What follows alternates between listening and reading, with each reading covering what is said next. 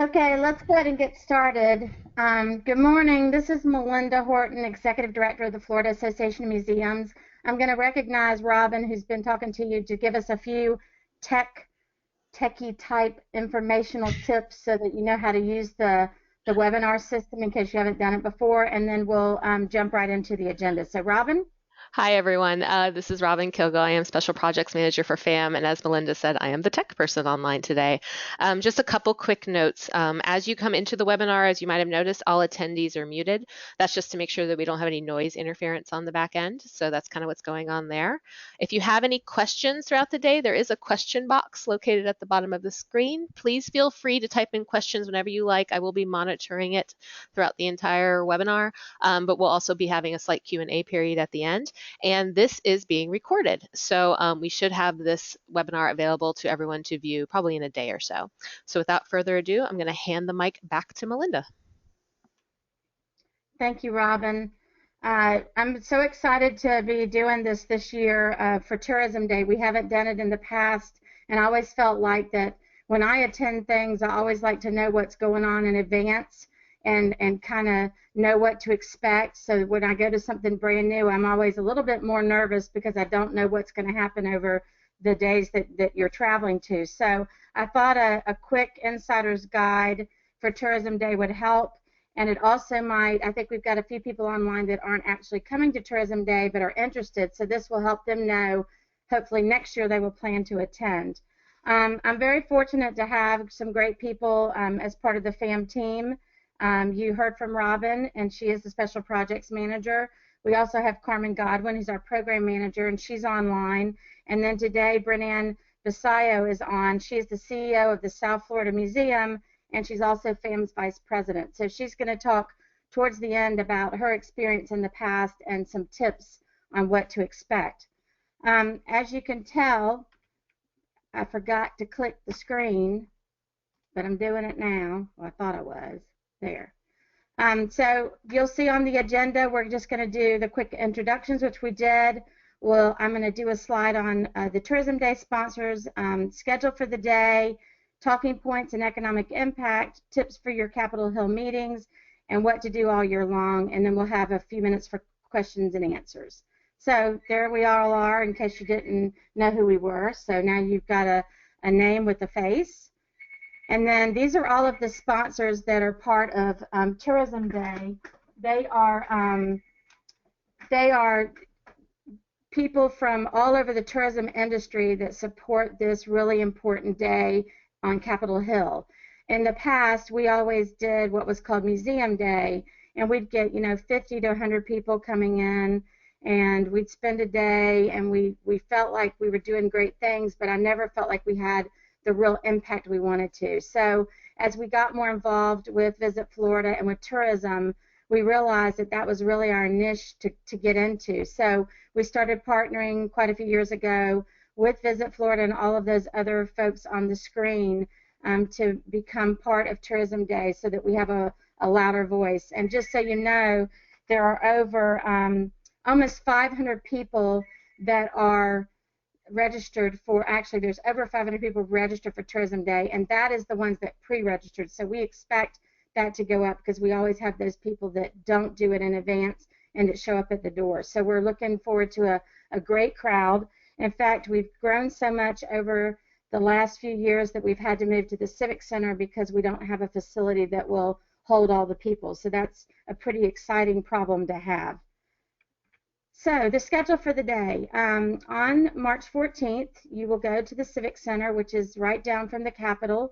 I'm not going to give you east, west, south, north, because it's too hard to explain that. But you will go there to the Civic Center. There'll be a registration area set up. You're going to go down to the exhibit hall, and there's really good signage there. So they'll direct you down the escalator to the exhibit hall. You'll check in for registration. At that point, you will get your packet of information with your schedule. You'll also get your name badge, and you'll get folders that you will hand out to the people that you meet with. During that morning, we'll have a Florida Tourism Day program. Typically, the cabinet members are invited to come welcome us and say a few words. Sometimes we have the governor, sometimes the lieutenant governor. usually the Commissioner on Agriculture, and different members of our cabinet. We will also hear from the Visit Florida CEO, Ken Lawson, and typically each of the main CEOs for the sponsor organizations, such as myself, Florida Attractions Association, others, will have a couple of minutes to kind of do a briefing on what's going on in the legislative process at this point and what you should be focusing on. Then we take a break, we have lunch, and then we leave for the Hill, and we have our legislative appointments. In your packet, you will have the list of all your appointments that have been made. So you don't really have to worry about that right now, but they will have a list of where you're going. And just to put you at ease, you'll go as a group. So there'll be people from your different areas that will be in that group. You will all go together to the meetings. And usually what we do is we tag team, and a few of us say a few words, but I'm going to let Brynne talk more about that since she's experienced it for the last few years. She'll give some insights on how that all works.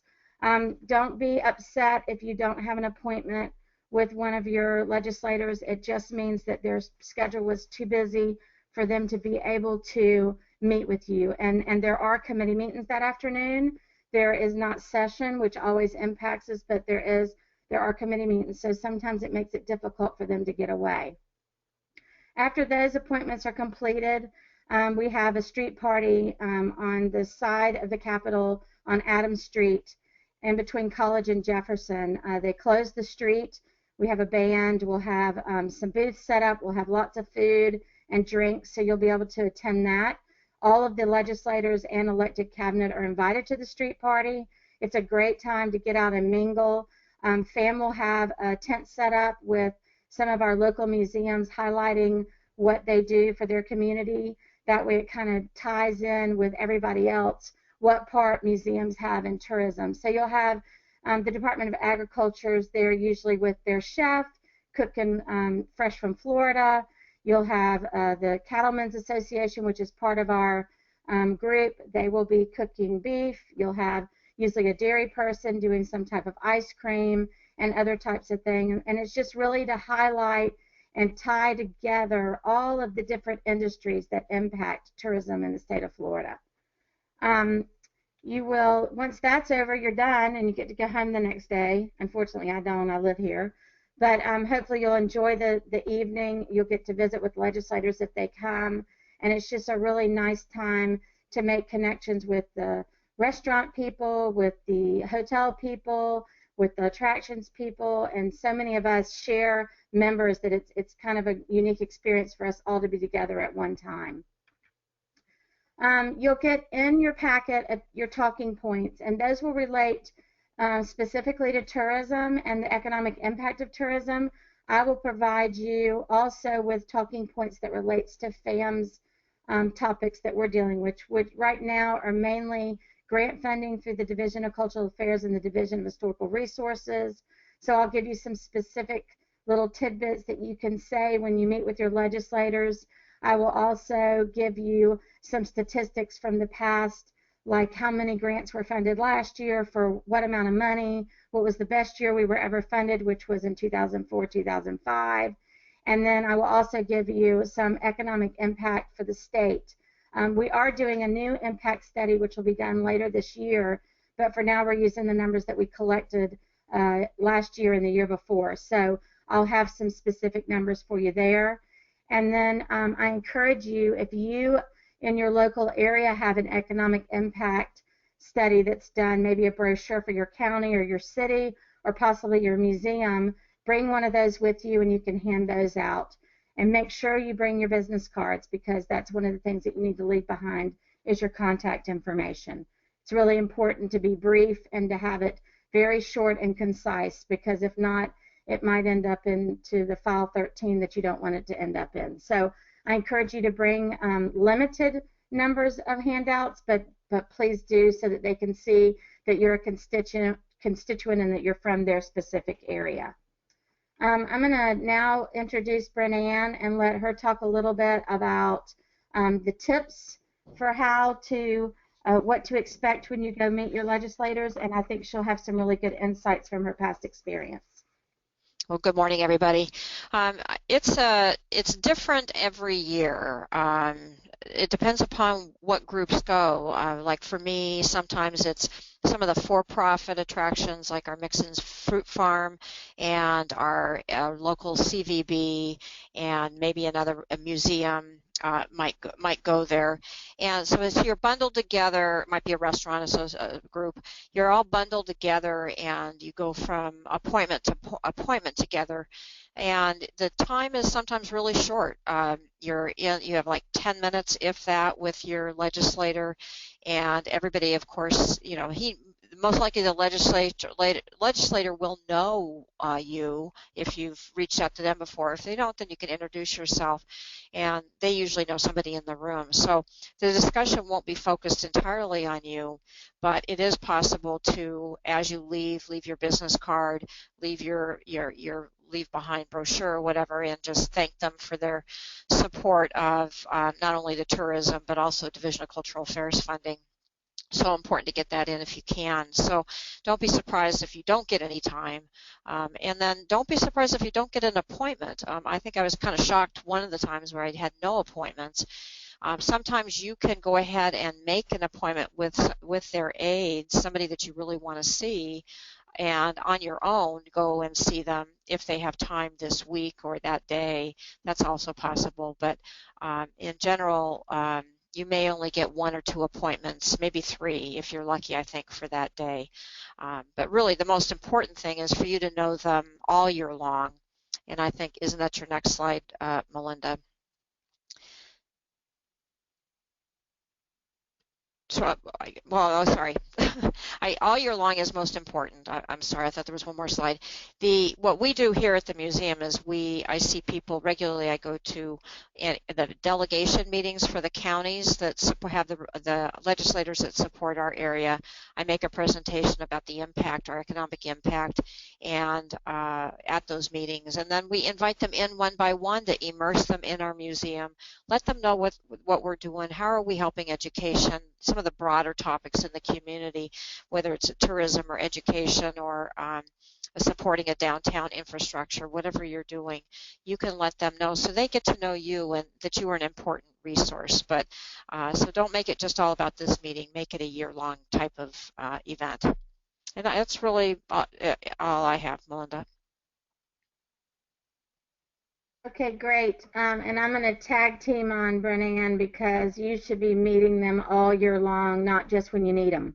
And you should absolutely go and meet them in their district offices, get to know their staff, make sure that they know who you are, because then what happens is when they've got a question or when it's the middle of session and it's crazy, they're being hit by all these different groups that want something, they may reach out to you and say, okay, what direct impact does this particular grant have on you, or what impact does tourism have on your organization? And then you're kind of the go-to person. You've become a resource for them, which is critical. A lot of times, it gets really crazy, and they got to be able to prioritize their top take-home items. One of the things that we try to do with the grants is show them the complete list, and then you can really show the impact by talking about where you are on that list and what impact that grant may have on your organization, whether it's dealing with an underserved community or with a special program, or maybe you're doing an at-risk group. It's all those different things that they then see why museums are so important and what they mean to your different communities, and really for statewide impact. Like Brynne said, make sure you attend your local delegation meetings. Those are always noticed. They're easy to find. They're usually in the fall, before interim committee meetings start. If it's an election year, they're usually a little later, like later November, first part of December. If you ever have any questions like that, you can reach out to me, and I'll be glad to share the information with you. And I just want to make sure that everybody feels very comfortable when they get up here next week. It's a busy time. We started session yesterday. I feel like we've already been in session for 3 months. There's a lot going on with the budget, with talks of a shortfall, not this fiscal year, but next fiscal year. So they're looking at reductions already. And there, as I'm sure you know, there is a lot of talk about Visit Florida and what's going on. And I'll give you a quick update. Yesterday, the bill that now breaks Enterprise Florida and Visit Florida apart and does them in two separate bills. It did pass. It does not limit the funding of Visit Florida, but it puts some really strong restrictions on how Visit Florida operates. We are working through that. We've got another bill filed that would be much better. It does have the transparency measures in it that the legislators want, but it doesn't have as many restrictions on Visit Florida. And, you know, we're just concerned that if we put too many restrictions, we won't be able to operate the way that we need to. And then we can't do quick marketing buys and that type of thing unless we go through a bunch of hoops. So we're working through the process. We're staying positive. You know, we're going to fight for Visit Florida. We really feel like we don't want to go backwards. If we went back to 25 million, that's back way like 10, 15, 20 years ago. That puts us back where we're only seeing about 80 million visitors. Right now we're seeing 113 million, and we want to get it up to 120 million. So I encourage you to stay engaged in that part also. And as you're asked to take action, to please do so. If you're not getting my action alerts, please let me know. You can email me, fam@flamuseums with an s.org, and I'll add you to the list. And that way you'll know what's going on pretty much daily, sometimes by the hour. Depends on how quick things are moving. I think, go ahead. Malinda, can I just add, this Brynne again, just what I try to reiterate to everybody is that the Visit Florida stuff is huge for us, but also the Division of Cultural Affairs funding, whether it's a facilities grant or a general program support, there are very few grants that we can write for that are general support, and the value of that is so high, and the fact that our state recognizes the need for that for building Florida and building our museum community is huge. So don't forget to add that. Yeah, that's our top priority this year. Visit Florida is important, but our top priority is getting our grants funded and making sure that we really show that impact. And I will tell you that I was just in D.C. last week for Museums Advocacy Day in Washington, and I'm listening to other people talk, and Florida has done such an amazing job with funding grants that we've got to keep that. We cannot get complacent. We've got to make sure we keep fighting for those grants. It may seem to others like it's a minuscule amount of money, but we know the impact it has on our programs, and we know what impact it would have if we didn't have it. And so we've just got to work really hard to make sure those grants stay in the forefront of our legislators' minds, because it is so important for the success of how many services, programs, summer camps, everything that we do for the state and for our visitors and for our residents. So she's right. That's a key point, and we're really going to start hitting the ground on that now. You'll have some great tips coming out with some talking points, and if you can reach out in advance before we get to committee, it makes it even better. The next slide you'll see has to do with parking. I put the link there. When we get done with this, I'm going to send you some things by email. One of those will be the link for parking. We have some parking garages. As you can imagine, parking is at a premium right now, but because you'll be going to the Civic Center first, you can park your car there. We'll have transportation running up and down to the Capitol, so that makes it much more convenient. But if you choose to put your car up closer to the Capitol, those will give you some options. We also have metered spaces, which are pretty reasonable. It's 25 cents for 30 minutes, so you can feed the meters if you want to. And then, as Robin always reminds me, you've got to do your social media duties, so you see your hashtag and your Twitter feeds. We want to make sure that we use those throughout the couple of days, because it really helps gauge the interest and the excitement in what we're doing. So I want to just make sure that you use those when you're doing any type of tweets or posts on Facebook. I'm trying to think. Robin, do we have any questions? As of right now, there's no questions in the box, but this is a good time where if anyone has any questions for the day or anything else, feel free to type them in, and I will let the presenters know what your questions might be. You guys were just so good. Well, I want to thank everybody for being part of this. I think it's so important, and as I've said over the years, after doing this for 25 years, is that our voice together is so much louder than our single voices. And if we continue to work and stay motivated and dedicated, we have success. And I think that we've proven our success over the years. We just have to continue to do that. And with term limits, we are constantly re-educating. This year there's 20 new senators, 20 out of 40. So when we go to committee, you see a whole new group of faces.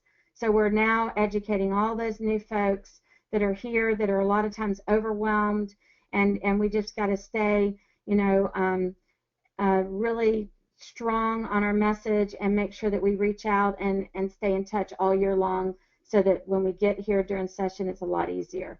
I thank you very much for being on this call. You can certainly email me with any questions. If I don't know the answer, I'll find it for you. Thank you, Robin. Thank you, Brynne. Thank you, Carmen. Thank you to all the attendees, and I look forward to seeing everybody next week. And you'll be receiving a survey about this webinar in about an hour. So if you could fill that out as well, it would be appreciated.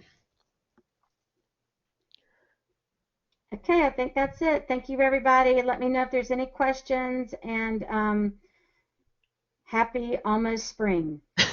Thanks, everyone.